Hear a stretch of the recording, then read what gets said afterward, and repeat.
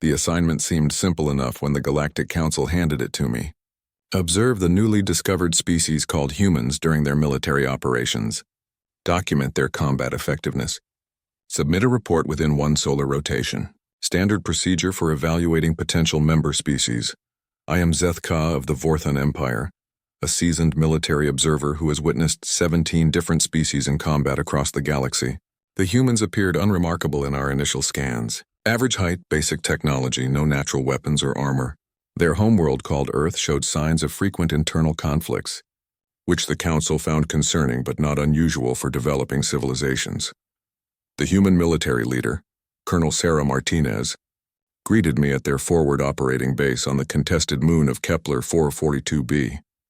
She was shorter than most of her soldiers, with graying hair and scars across her hands that spoke of experience. Her eyes held something I had rarely seen in other species during pre-combat briefings, a mixture of sadness and determination that seemed almost contradictory. "Welcome. Observer Zethka," she said, extending her hand in the human gesture of greeting. "I hope you're prepared for what you might see here. War isn't pretty, regardless of the species involved." The base buzzed with activity as human soldiers prepared for what they called Operation Steel Rain. Their enemy, a hostile alien species known as the Kreks, had established mining operations on this moon illegally. The Kreks were known throughout the galaxy as efficient killers, 8 feet tall, naturally armored shells, and claws that could slice through most metals. They had defeated 3 other species in territorial disputes within the past decade. As I observed the humans preparing for battle, I noticed something peculiar. Unlike other species I had studied, the humans showed no signs of predatory excitement or warrior pride. Instead, they methodically checked their equipment, spoke in quiet tones, and many displayed what appeared to be anxiety. Some even seemed reluctant. "Is your species naturally cowardly?" I asked Colonel Martinez, genuinely curious about this behavioral pattern. She paused in reviewing tactical displays and looked at me with an expression I couldn't quite interpret. "No, observer. We're not cowardly. We're just fully aware of what war means. Every human here knows that some of them might not return home.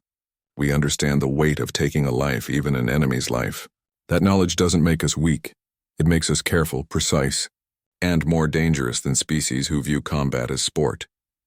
The briefing began as the twin suns of the Kepler system set behind the jagged mountains. The tactical situation was dire. The Kreks had established a fortress in a narrow canyon, protected by energy shields and automated defenses. Their position was nearly impregnable, and they outnumbered the human force 3 to 1. Most military observers would have recommended retreat and orbital bombardment, but the humans had a problem with orbital bombardment. This moon contained indigenous life forms, small, primitive creatures that lived in underground burrows. Orbital strikes would kill millions of them. Every other species I had observed would have considered this acceptable collateral damage. The humans, however, refused to even consider it. "We'll go in on foot," Colonel Martinez announced to her officers. "Full environmental protection protocols. If we encounter indigenous life, we retreat and find another route. No exceptions." Lieutenant Commander Jackson, a tall man with prosthetic legs from a previous campaign, raised his hand. "Ma'am, that's going to make our approach 3 times longer and far more dangerous. We'll be exposed to Kreks fire for extended periods." "I understand the risks, Commander, but we're not here to commit genocide against innocent creatures. We'll find another way." As I listened to this exchange, I began to realize that my initial assessment of humans might be flawed. This wasn't the behavior of a typical military species. Most civilizations prioritized victory and efficiency above all else. The Kreks certainly did. The Vorthons did. Every species I had previously observed did. But humans seemed to be fighting with one hand tied behind their backs, voluntarily accepting greater danger to protect creatures they had never met and would never see again. It made no tactical sense. It violated every principle of military efficiency I had been taught. The soldiers began their final preparations as the base's lights dimmed to combat settings. I watched Private Chen carefully pack medical supplies, far more than standard doctrine required. Sergeant Williams recorded a message for his family, his voice steady but his hands shaking slightly. Captain Rodriguez led her squad in what appeared to be a moment of silent reflection. "What is your species doing now?" I asked Colonel Martinez, noting the unusual pre-combat ritual. "Some are praying to whatever deity they believe in. Others are just taking a moment to remember why we're here. Each soldier finds their own way to prepare mentally for what's coming. And what is that preparation achieving tactically? The colonel studied my face for a long moment before answering. Observer Zethka, I think you fundamentally misunderstand what makes humans dangerous in combat. It's not our technology, though we're innovative. It's not our physical capabilities, though we're adaptable. It's our capacity to choose to do the right thing even when it's harder, more dangerous, and makes victory less certain. As the human forces moved out into the alien night, I followed with my recording equipment, confident that I was about to witness either a spectacular failure or a routine military operation. The Kreks were proven warriors. The humans seemed almost reluctant to fight. The tactical situation favored the defenders overwhelmingly. I had observed many species in combat, but I had never seen anything like what was about to unfold in the canyons of Kepler 442b. As we moved through the alien landscape under the light of two small moons, I began to suspect that my understanding of warfare itself was about to be challenged in ways I could never have anticipated. The human advance through the canyon began at 300 local time, under cover of darkness that their enhanced vision equipment turned into daylight. I followed Colonel Martinez and her command squad, my recording devices capturing everything for the Galactic Council's analysis. What struck me immediately was the silence. The humans moved like ghosts through the rocky terrain, their movements coordinated without spoken communication. They used hand signals, subtle body language, and what appeared to be an intuitive understanding of each other's intentions. When Private Chen stumbled on loose rocks, Sergeant Williams was already moving to steady her before she could fall. How is this level of coordination possible without neural linking? I whispered to the colonel, referring to the technological solution most species used for silent military communication. Training and trust, she replied quietly. These soldiers have worked together for months. They know each other's strengths, weaknesses, and tendencies. When your life depends on the person next to you, you learn to read them like a book. The first Kreks patrol appeared around a bend in the canyon. 3 massive warriors with natural armor that gleamed in the moonlight. Their claws extended as they scanned the area, searching for threats with predatory grace. Each Krek stood nearly 8 feet tall and possessed enough strength to tear through steel barriers. I expected the humans to engage immediately with their weapons. Instead, they froze in place, becoming one with the shadows and rock formations. For 17 minutes, we remained motionless as the Kreks patrol passed within 20 feet of our position. I could smell the metallic scent of their armor and hear the clicking sounds they made as they communicated. When the patrol finally moved on, the humans continued their advance. No shots fired. No contact made. No glory sought. Why didn't you attack? I asked. You had clear advantage in numbers and positioning. Captain Rodriguez, who had led the concealment effort, answered without taking her eyes off the path ahead. Because we didn't need to. Every Kreks we kill alerts their main force to our presence. Every engagement reduces our ammunition and increases our chances of casualties. We only fight when fighting serves our mission. This was unlike any military doctrine I had studied. The Vorthans attacked when they had advantage. The Skelligs attacked when they sensed weakness. The Mordani attacked simply because they enjoyed it. But humans attacked only when necessary, treating violence as a tool rather than an objective. As we progressed deeper into the canyon, the challenges multiplied. The path narrowed to single file in places, with sheer drops of hundreds of feet on both sides. Kreks' defensive positions became visible in the distance. Energy barriers, automated turrets, and patrol patterns that covered every approach route. The indigenous life forms I had been told about began to appear. Small 6-legged creatures with iridescent fur emerged from their burrows to investigate the strange sounds of military equipment. They showed no fear of the humans, approaching with curious clicking noises that sounded almost like attempts at communication. Contact front, whispered Lieutenant Commander Jackson through the communication system. Indigenous life forms directly in our path, requesting guidance. I waited for the colonel's response, expecting her to order the creatures moved aside or neutralized if they posed a threat to operational security. Instead, she called for a complete halt and moved forward to assess the situation personally. The creatures had built some kind of nest or gathering place directly across the narrow path. Dozens of them moved about in patterns that suggested intelligence, possibly early tool use. Their young ones, smaller versions with even more vibrant fur, played among what appeared to be primitive art installations made from arranged stones. "Can we go around?" Colonel Martinez asked her pathfinding specialist. "Negative, ma'am. The alternate routes add 6 hours to our approach and take us through 3 confirmed Krex positions. We'd be walking into a shooting gallery." The colonel studied the creatures for several minutes, her expression thoughtful. Finally, she made a decision that left me questioning everything I thought I knew about military priorities. "We wait," she announced. "These creatures appear to be conducting some kind of social activity. We'll observe their patterns and move through when they naturally disperse." "Ma'am," Jackson protested carefully, "waiting here extends our exposure time significantly. The Krex will eventually run another patrol through this area. I understand the risks, Commander, but we're not going to disrupt what might be a cultural or family gathering. Find me options that don't involve disturbing these beings." For the next 4 hours, we remained in concealed positions while the indigenous creatures continued their activities. The humans used this time productively, conducting detailed reconnaissance of distant Krex positions, rotating rest periods, and maintaining equipment. But their willingness to accept tactical disadvantage to protect creatures that would never know they existed baffled me completely. When the creatures finally dispersed naturally as their world's primary sun began to rise, the humans moved through the area with extreme care. They stepped around delicate stone arrangements, avoided disturbing the creatures' dwelling places, and even helped relocate 2 young ones that had wandered into dangerous positions near cliff edges. "Your species fascinates me," I told Colonel Martinez as we continued our approach. "You're voluntarily making this mission more difficult to protect, beings that serve no strategic value to your objectives." She paused in her scanning of the terrain ahead and looked at me with an expression that seemed almost sad. "Observer Zethka, I think that's where your understanding of humans diverges from your understanding of other species. We don't measure the value of life by its strategic utility. Those creatures have as much right to exist peacefully on this moon as anyone else, but they're primitive, non-technological. They contribute nothing to galactic civilization. They contribute their existence to the universe," she replied simply. "That's enough."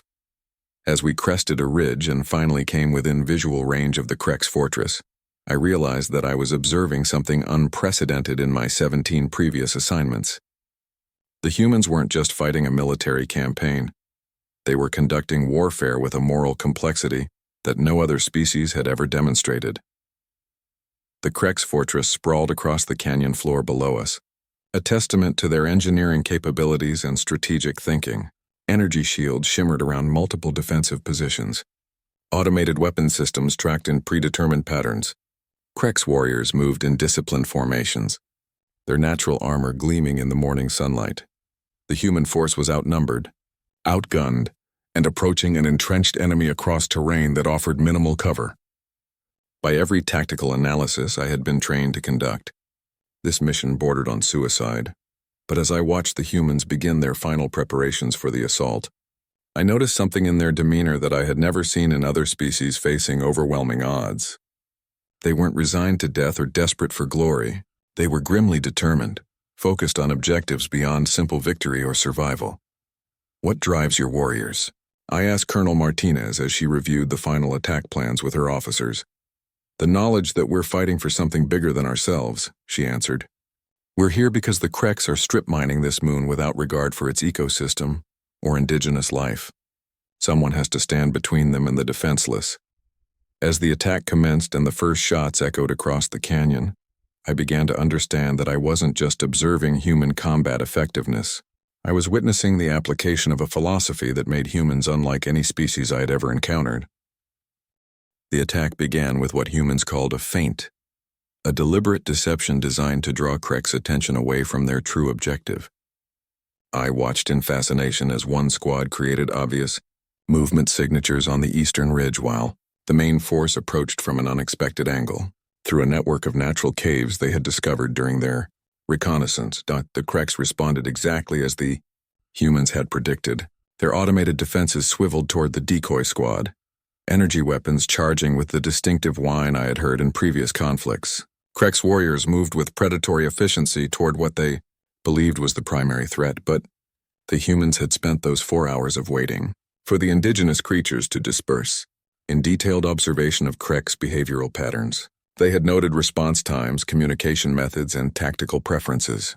What appeared to be time wasted on irrelevant creatures had actually been transformed into intelligence gathering. First lesson of human warfare, Captain Rodriguez explained quietly as we moved through the cave system. We turn every disadvantage into an advantage, every delay into an opportunity, every setback into intelligence. The caves were barely wide enough for humans to navigate, requiring the soldiers to move single file with their equipment. For the larger creks, these passages would be impossible to traverse. The humans had effectively found a route that their physical adaptability made possible, while their enemies' size made impossible. As we emerged from the caves behind the creks' defensive perimeter, I witnessed something that challenged my understanding of military ethics. The humans were now in position to attack the creks from behind, catching them completely unprepared. Standard military doctrine for every species I had observed called for immediate engagement to maximize surprise advantage. Instead, Colonel Martinez made an announcement that left me speechless. "Attention, creks forces," she broadcast on an open channel in their language. "This is Colonel Sarah Martinez of the Human Expeditionary Force. You are conducting illegal mining operations on this moon in violation of Galactic Council Resolution 847. We are prepared to use force to stop these operations, but we offer you one opportunity to withdraw peacefully." The tactical advantage of surprise evaporated instantly. Creks warriors spun toward our positions, weapons charging, defensive formations shifting to face this new threat. The humans had voluntarily given up their single greatest advantage to offer their enemies a chance to surrender. "Why?" I demanded. "You could have ended this engagement in minutes with minimal casualties." Lieutenant Commander Jackson answered while adjusting his weapons targeting systems. "Because killing should be a last resort, not a first option. Even with the creks, they're here for resources, not conquest. If they choose to leave, everyone goes home alive." The creks' response came in the form of concentrated energy fire that turned the cave mouth into molten rock. Their war cries echoed across the canyon as they charged toward human positions with the fearless aggression that had made them successful in previous territorial conflicts. What happened next demonstrated why humans had become legendary in certain circles of galactic military analysis. Though few species understood the underlying principles, the humans didn't meet the creks' charge head-on. Instead, they used the terrain itself as a weapon. Precise explosions triggered carefully planned rock slides that channeled the creks' advance into killing zones.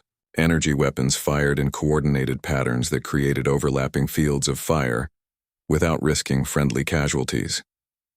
But most remarkably, the humans continued to minimize creks' casualties even while defending themselves. Their shots targeted weapons and equipment rather than vital areas. When creks warriors fell, human medics immediately moved to provide aid regardless of species. "You're healing your enemies?" I asked Private Chen as she worked to stabilize a wounded creks soldier who had been trying to kill her moments earlier. "He's not my enemy anymore," she replied, applying coagulant foam to a severe laceration. "He's wounded and needs help. The fighting is over for him." This behavior was unprecedented in my experience. The Vorthons killed wounded enemies to prevent intelligence leaks. The Skellics consumed them for nutritional value.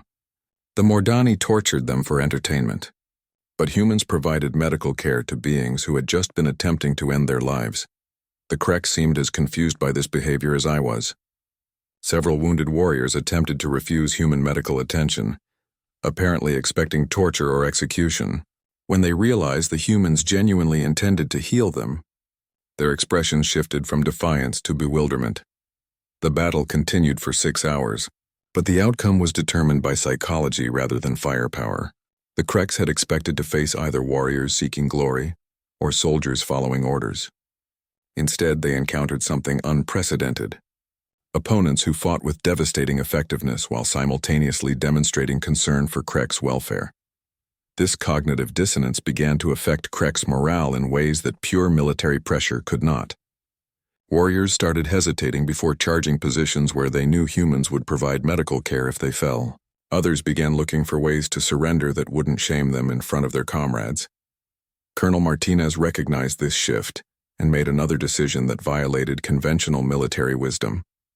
She ordered a temporary ceasefire and walked into the open space between the opposing forces, completely vulnerable to creks fire. "I am Colonel Sarah Martinez," she announced, her voice carrying clearly across the battlefield. "I wish to speak with your war leader about terms of withdrawal." For several minutes, nothing happened. Then a massive Krex warrior, larger than any I had seen, emerged from their fortified positions. His armor bore the scars of many battles, and his claws had been ceremonially sharpened to indicate veteran status. "I am War Leader Thakmor of the 7th Krex Legion," he declared. "Why do you heal our wounded while you kill our warriors?" "Because the wounded are no longer warriors," Colonel Martinez replied simply. "They're beings in need of medical care. When you stop fighting us, we stop fighting you. It's that simple."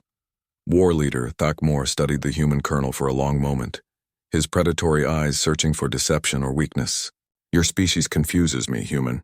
You fight with great skill but show mercy to enemies. You could have killed many more of my warriors, but you chose not to. Why?" "Because we don't enjoy killing," the colonel answered. "We fight when we must to protect those who cannot protect themselves. But we take no pleasure in ending lives unnecessarily." The conversation that followed lasted over an hour, conducted in full view of both forces.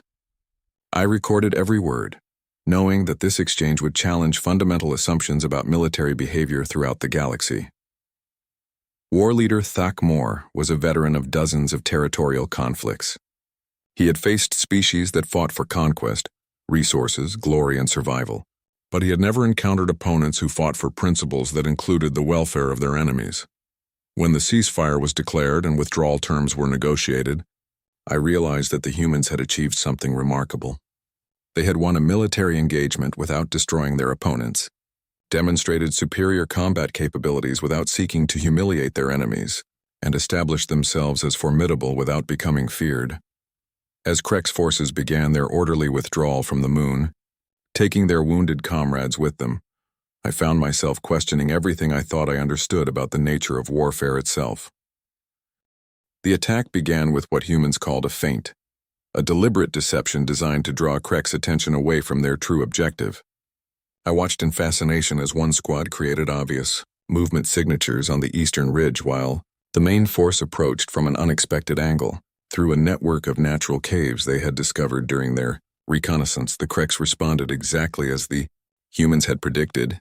Their automated defenses swiveled toward the decoy squad, energy weapons charging with the distinctive whine I had heard in previous conflicts. Krex warriors moved with predatory efficiency toward what they believed was the primary threat, but the humans had spent those 4 hours of waiting for the indigenous creatures to disperse, in detailed observation of Krex behavioral patterns. They had noted response times, communication methods, and tactical preferences. What appeared to be time wasted on irrelevant creatures had actually been transformed into intelligence gathering.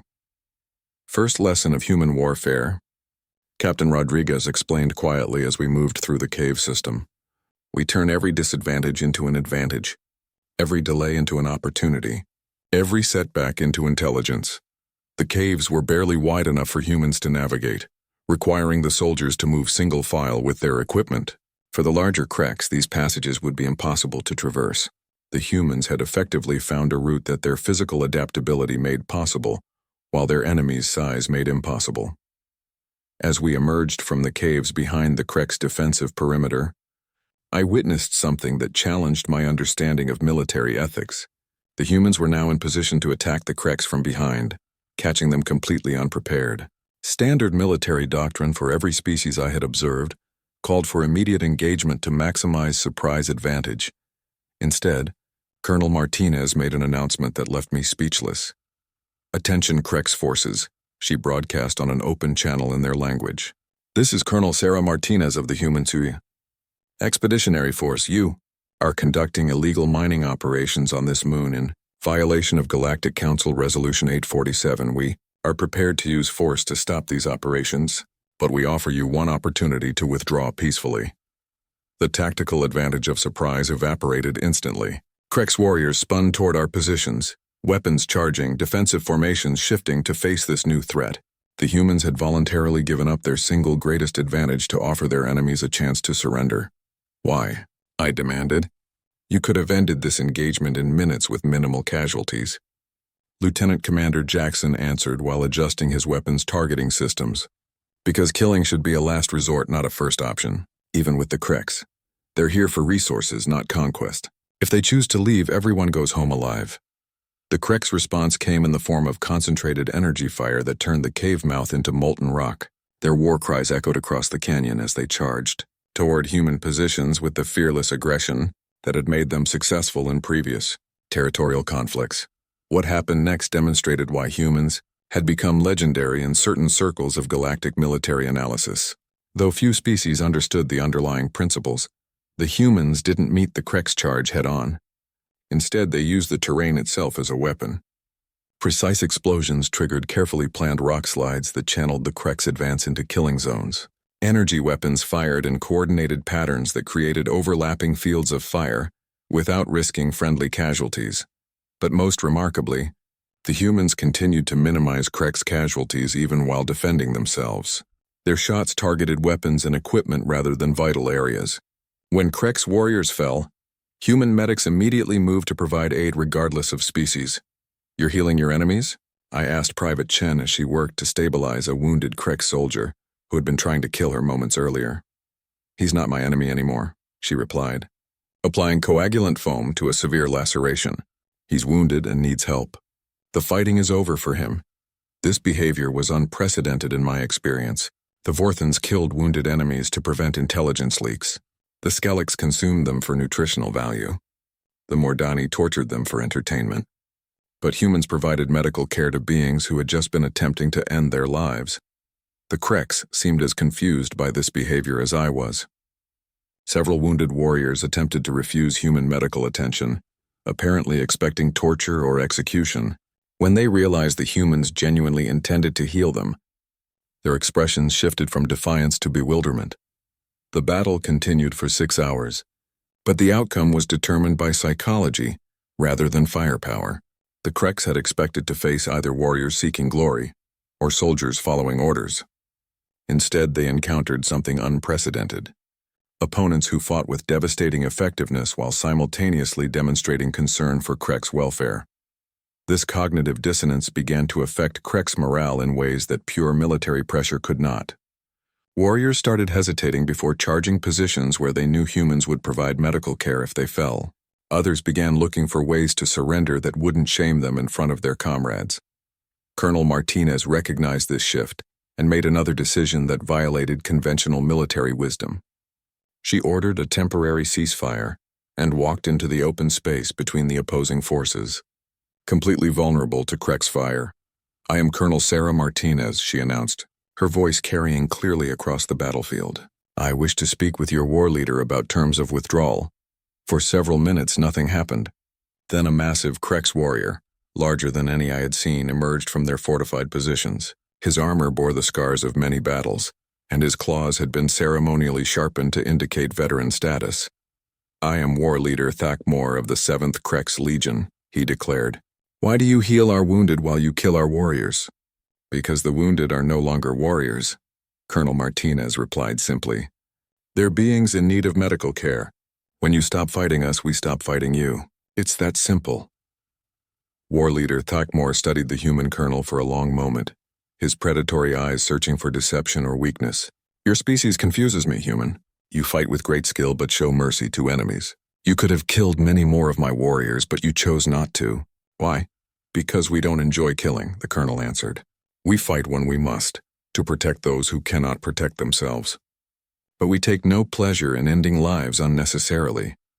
The conversation that followed lasted over an hour, conducted in full view of both forces. I recorded every word, knowing that this exchange would challenge fundamental assumptions about military behavior throughout the galaxy. War leader Thakmor was a veteran of dozens of territorial conflicts. He had faced species that fought for conquest, resources, glory, and survival, but he had never encountered opponents who fought for principles that included the welfare of their enemies. When the ceasefire was declared and withdrawal terms were negotiated, I realized that the humans had achieved something remarkable. They had won a military engagement without destroying their opponents, demonstrated superior combat capabilities without seeking to humiliate their enemies, and established themselves as formidable without becoming feared. As Krek's forces began their orderly withdrawal from the moon, taking their wounded comrades with them, I found myself questioning everything I thought I understood about the nature of warfare itself. The journey back to Galactic Council headquarters aboard the human transport vessel revealed new aspects of human military culture that deepened my growing unease about my initial assignment. I had expected a standard military transport, functional, efficient, focused entirely on moving personnel and equipment from one location to another. Instead, I found myself aboard what humans called a hospital ship, a vessel equipped not just for military transport but for extended medical care, scientific research, and what they termed humanitarian operations. The ship carried medical facilities that surpassed those of most planetary hospitals, laboratories for studying alien biology, and manufacturing capabilities for producing emergency supplies. The Kreks wounded who had been too injured to travel with their main force were aboard this ship, receiving the same quality medical care as human personnel. Dr. Kim and her staff worked around the clock to treat injuries that would have been considered fatal by most military medical standards. Your species spends enormous resources on preserving enemy lives, I observed as I watched human medics perform reconstructive surgery on a Kreks warrior whose natural armor had been severely damaged.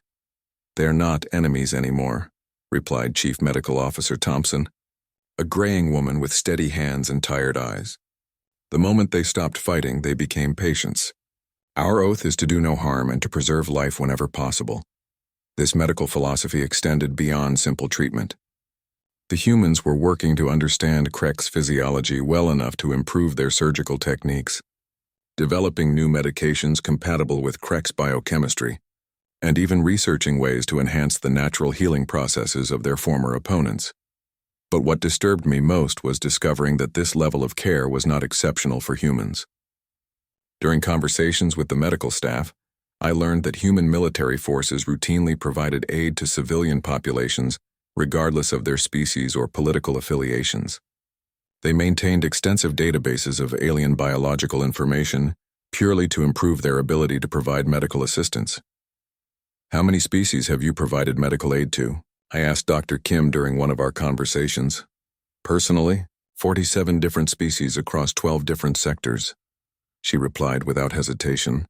"The Human Medical Corps maintains treatment protocols for over 200 known species, and we're constantly updating our procedures based on new encounters. But surely this interferes with military efficiency.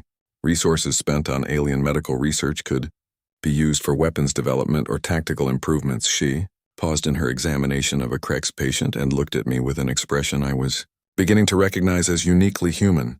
"Observer Zethka, what if I told you that our medical research has prevented more conflicts than our weapons have ended?" The ship's library contained detailed records of human military interventions across the galaxy. As I reviewed these files, a pattern emerged that challenged everything I thought I understood about military strategy. Humans had intervened in 43 separate conflicts over the past 20 years. In 38 of those cases, they had provided medical aid to all parties involved. In 29 cases, they had helped establish post-conflict medical infrastructure. In 15 cases, former enemies had requested human medical assistance in subsequent emergencies. The pattern was clear. Humans were using medical aid as a form of diplomacy that created long-term stability rather than temporary victories. "You're building alliances through healing," I realized during a conversation with Colonel Martinez. "We're building trust," she corrected. "When beings see that we'll risk our lives to save theirs, even in combat situations, they begin to understand that we're not interested in conquest or domination. We're interested in coexistence." The effectiveness of this strategy became apparent when we received an emergency distress signal 3 days into our journey home. A civilian transport carrying multiple species had suffered catastrophic life support failure in a remote system. The nearest rescue vessels were hours away, but the transport's occupants would die within minutes without immediate assistance.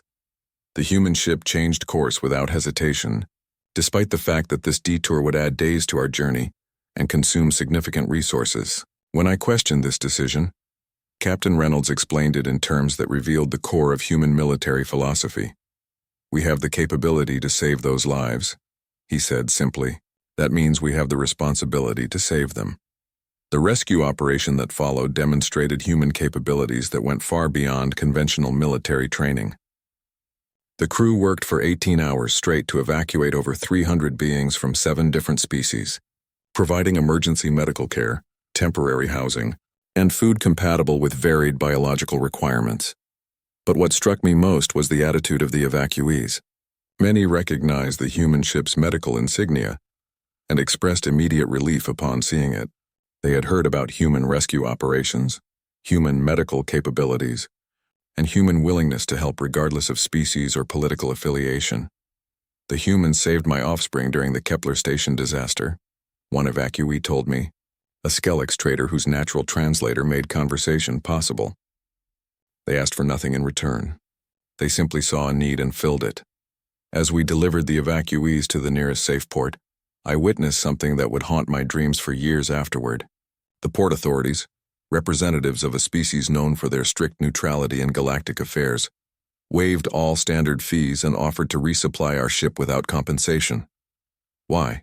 I asked the port commander, a being whose species had never shown favoritism to any military force. Because they are humans, he replied, as if that explanation was sufficient. They help others without expecting payment. We do the same for them. This pattern repeated at every port we visited during our extended journey home. Species that maintained strict neutrality in galactic politics offered assistance to human ships. Governments that had never signed formal alliances provided preferential treatment to human medical vessels. Independent traders offered discounted supplies to human rescue operations. The humans had built an informal network of goodwill that spanned the galaxy, based entirely on their willingness to provide aid without expecting reciprocation. They had created a form of soft power that was more effective than military threats or economic pressure. During our final days aboard the ship, I observed human crew members preparing for their next assignment. They were studying the biology of 3 species they had never encountered, developing emergency medical protocols for situations they had never faced, and practicing rescue procedures for scenarios they hoped would never occur. You prepare for conflicts you hope to avoid, I observed. We prepare to help others survive whatever conflicts they cannot avoid, Sergeant Williams corrected. There's a difference. As we finally approached Council headquarters, I realized that my mission had failed in the most fundamental way possible. I had been sent to observe human military capabilities and report on their potential as allies or threats to galactic security. Instead, I had discovered a species that redefined the very nature of military power. They had shown me that true strength lay not in the ability to destroy enemies, but in the capacity to turn enemies into allies through consistent demonstration of compassion and reliability. The humans were not just another military species to be catalogued and assessed. They were something unprecedented in galactic history, warriors who fought to protect rather than to conquer, soldiers who measured victory by lives saved rather than enemies killed, and a civilization that viewed military force as a tool for creating peace rather than imposing will. As I prepared my final report for the Galactic Council, I knew that my recommendations would either transform how the galaxy approached conflict, resolution, or result in my dismissal as an observer who had been compromised by emotional manipulation. But I also knew that I had witnessed the future of interstellar relations, and that future was being written by beings who chose to heal rather than harm whenever possible. The presentation of my report to the Galactic Council became the most controversial session in the organization's 3,000-year history. Representatives from 47 species gathered in the great amphitheater of the council station, their varied forms creating a rainbow of scales, fur, chitin, and energy patterns across the curved seating arrangements. I stood at the central podium, my prepared notes feeling inadequate to convey what I had witnessed during my time with the humans. The council had expected a straightforward military assessment, tactical capabilities, technological advantages, strategic weaknesses, and recommendations for potential alliance or containment strategies. Instead, I began with a statement that caused immediate disruption throughout the chamber. Honored counselors, after comprehensive observation of human military operations, I must report that this species represents either the greatest opportunity or the greatest threat to galactic civilization we have ever encountered. They are redefining the fundamental nature of warfare itself. Counselor Vex Threen of the Mordani Empire rose immediately, his scarred carapace gleaming under the chamber's lights.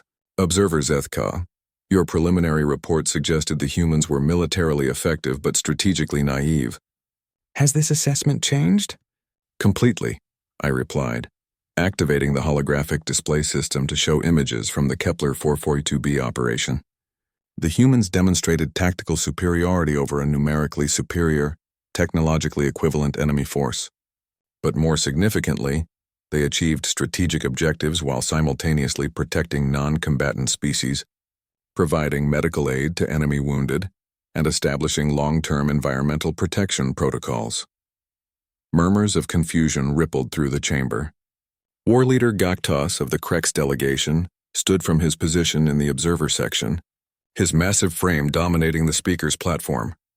"I commanded the forces that faced these humans," he announced, his translated voice carrying clearly throughout the chamber. "What the observer reports is accurate. The humans defeated my legion not through superior firepower, but through tactics we had never encountered. They fought to minimize casualties on both sides while achieving their objectives completely." Counselor Shrilak of the Skelix Confederation gestured for attention with one of her forearms. "This approach seems inefficient. Why would any species voluntarily increase combat difficulty to protect enemy lives?" "Because," I replied, "they don't view combat as an end in itself. They view it as an unfortunate necessity in service of larger goals. Their ultimate objective is always the establishment of stable, peaceful coexistence." The reaction was immediate and intense. Representatives began speaking simultaneously in dozens of languages, their translation devices creating a cacophony of confused voices. High Counselor Mirtan called for order, her ancient voice carrying the authority of centuries in galactic diplomacy. "Observer Zethka," she said once silence was restored, "please provide specific examples of this allegedly unprecedented behavior." I activated recorded segments from my observations, showing human medics treating Krex wounded, human engineers repairing environmental damage, and human soldiers sharing emergency supplies with indigenous creatures during the storm. The chamber fell silent as representatives watched humans voluntarily accepting greater danger and expense to protect beings they had never met. "This behavior makes no evolutionary sense," declared Counselor Drixmal of the Crystalline Collective. "Military success requires prioritizing one's own species over all others. These humans appear to have evolved contrary to basic survival instincts." "Or," I replied, "they've evolved beyond them." The statement triggered another wave of disruption. Several representatives demanded clarification, while others questioned my objectivity as an observer. But War Leader Gaktos rose again, his presence commanding attention through sheer physical dominance.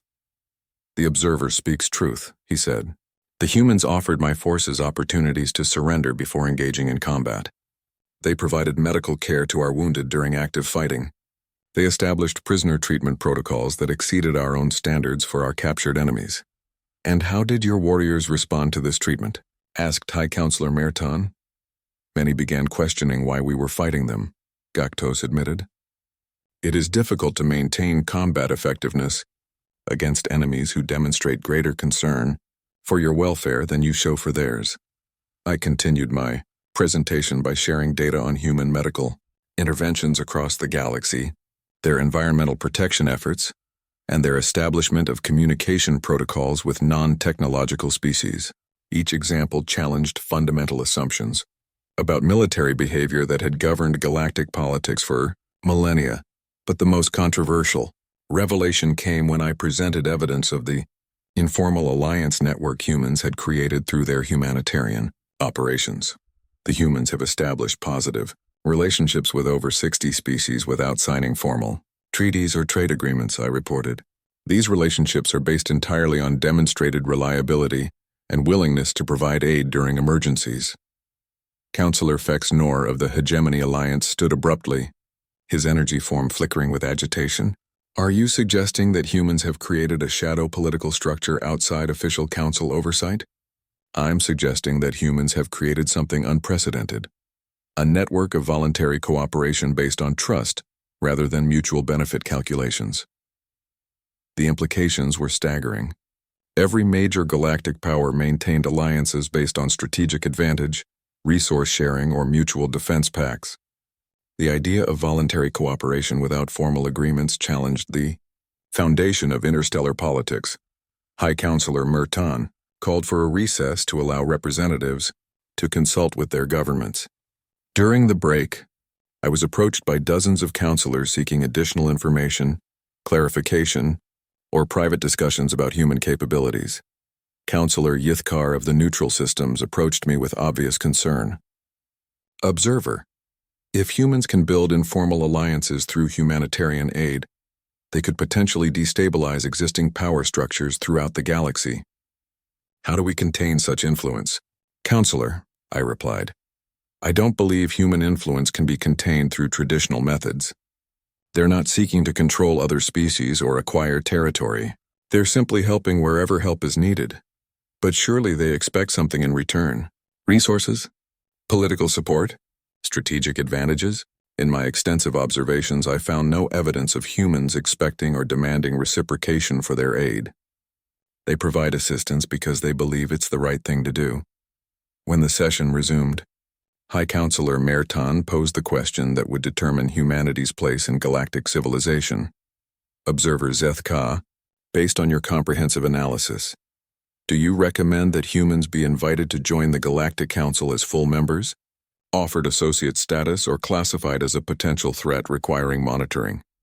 I had prepared for this moment throughout my journey home, knowing that my answer would affect the future of human-galactic relations for generations. But standing before the assembled representatives of galactic civilization, I realized that the standard categories were inadequate for describing what humans represented. Honored counselors, I began, I recommend that humans be invited to join the Galactic Council, not as members following our existing protocols, but as founding members of a new approach to interstellar relations. They have demonstrated capabilities that could revolutionize how we resolve conflicts, protect vulnerable populations, and build lasting peace between species. The chamber erupted in chaos as representatives demanded clarification, questioned my mental stability, and began calculating how this recommendation would affect their own political positions. But through the noise and confusion, I could see expressions of thoughtful consideration on faces representing some of the galaxy's oldest and wisest civilizations.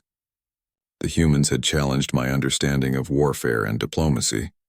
Now they were challenging the galaxy's understanding of power itself. As the session adjourned without resolution, pending further consultation and analysis, I knew that my mission had accomplished something far more significant than a simple military assessment. I had introduced the galaxy to a species that might finally answer the question that had plagued interstellar civilization since its inception. How do we achieve lasting peace between fundamentally different forms of life? The answer, I suspected, lay not in treaties or trade agreements, but in the simple human conviction that every life had value worth protecting. 6 months after my presentation to the Galactic Council, I received an assignment that would complete my understanding of why I had come to regret observing humans in combat. The Council had voted to establish a human integration assessment, a year-long study to determine how human military philosophy might be incorporated into existing galactic security protocols. I was assigned to return to human space as the Council's official liaison, tasked with observing human operations on a larger scale and reporting on their broader implications for galactic civilization. What I discovered during this extended assignment would forever change my perspective on warfare, diplomacy, and the nature of civilized behavior itself. The humans had been busy during my absence. Their informal network of humanitarian relationships had grown to encompass over 90 species across 12 sectors. More significantly, they had begun what they called the Galactic Medical Initiative, a program that provided emergency medical training and equipment to any species that requested it, regardless of their political alignment or technological level.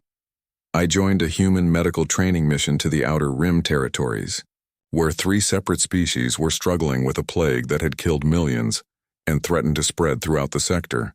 The humans arrived with medical supplies, research equipment, and teams of specialists representing 17 different fields of xenobiology. But they also brought something unprecedented: representatives from 4 other species that had previously received human medical assistance, now volunteering to help with the plague response. We learned these techniques from humans during our own medical crisis, explained Dr. Kelixnara, a Skelix physician whose natural four-armed anatomy made her exceptionally skilled at complex surgical procedures. Now we share this knowledge with others facing similar challenges. The humans had created something that challenged fundamental principles of galactic politics, voluntary knowledge sharing between species that had no formal alliances and often conflicting strategic interests. Former enemies worked alongside each other because they had all been helped by humans and wanted to extend that same assistance to others. During the 3-month plague response, I watched the human approach to problem-solving evolve from individual humanitarian missions to collaborative multi-species operations. The humans served as coordinators and facilitators, but they encouraged other species to take leadership roles in their areas of expertise. "Why don't you take credit for these successes?" I asked Colonel Martinez, who had been promoted to lead the Galactic Medical Initiative. "Other species are developing reputations as healers and humanitarian leaders based on techniques you taught them." "That's the point," she replied, as we watched a Krex medical team successfully implement a quarantine protocol that had been developed by human researchers. "We're not trying to build an empire or establish dominance. We're trying to build a galaxy where every species has the capability to help others." This philosophy extended to their military operations as well. During my extended stay, I observed human forces involved in 7 separate conflicts. In each case, they served as mediators, peacekeepers, or humanitarian aid providers rather than traditional combatants. The most significant of these operations occurred in the Centauri Disputed Zone, where 3 species had been engaged in a territorial conflict for over 40 years.